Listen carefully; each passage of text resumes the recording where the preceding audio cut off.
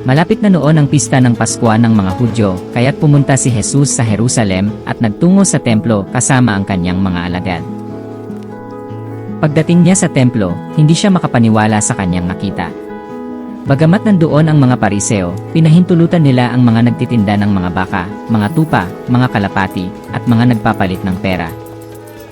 Gulat na gulat si Jesus dahil nagmistulang palengke ang harap ng templo dahil madami ang nagtitinda at ang buong lugar ay puno ng mga tao na hindi pumunta para manalangin sa Diyos, kundi upang bumili at gumawa ng ibang mga bagay.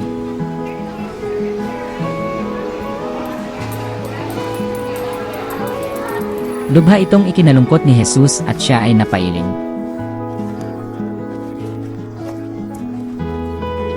Maya-maya pa ay may nangyaring hindi inaasahan ng lahat.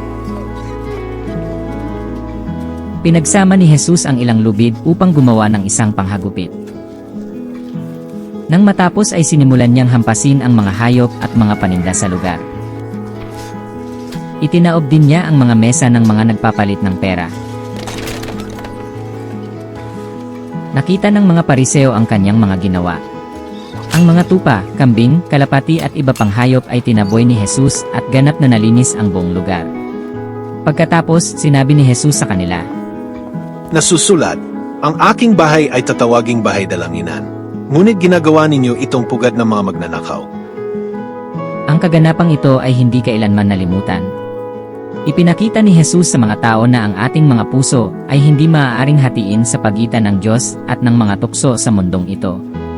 Kung gusto nating paglingkuran ng Diyos, kailangan nating panatilihin dalisay ang ating mga puso.